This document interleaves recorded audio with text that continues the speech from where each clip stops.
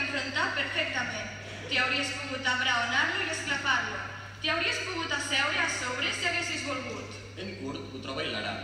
Llavors em demostra com hauria pogut asseure'm damunt del seu padrastre. Jo no em sento crispat i, malgrat tot, ric entre dents. Procuro evitar-ho, però no me'n surto. Fa gràcia, la mare que el va parir. Som-hi, doncs. Cedeixo i el segueixo altra vegada cap a fora. Li demano que m'expliqui on anem, però no m'ho vol dir. Kurt, ho penses de debò que m'hauria pogut enfrontar el teu pare? Que l'hauria pogut atonyinar? En Kurt arrufa les celles. Parles com si fóssim als anys 50. Penso, Hi devia haver esguerros obesos i adolescents als anys 50?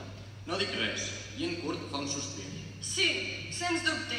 Oh, i tant que t'hauries pogut enfrontar al meu padrastre. Tu, ets l'home. M'agradaria corregir-lo, No, sóc el xaval gras. però no el corregeixo. Arribem a la nostra destinació, a la sala que es diu Dam, quan acaben de tocar les dues.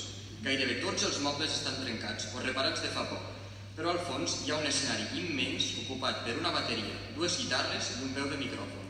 De qui són aquests instruments? És la teva guitarra? Qui esperem? Miro de no atabalar-lo, però al cap d'un moment en Kurt s'asseu a la barra i hi recolza el cap. Tinc gana. Em fa mal la panxa. Tens diners? Com que té la galta esclafada contra la fusta, les paraules li surten mastegades. Tinc un bitllet de 5.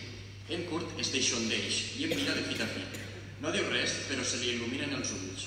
McDonald's? Sí, d'acord. Què et ve de gust? Contesto sense pensar. Una quart de lliure amb formatge. Veig que en Kurt fa càlculs mentals. Una quart de lliure amb formatge val gairebé $3. Rectifico. Que sigui una hamburguesa, doncs, tal qual.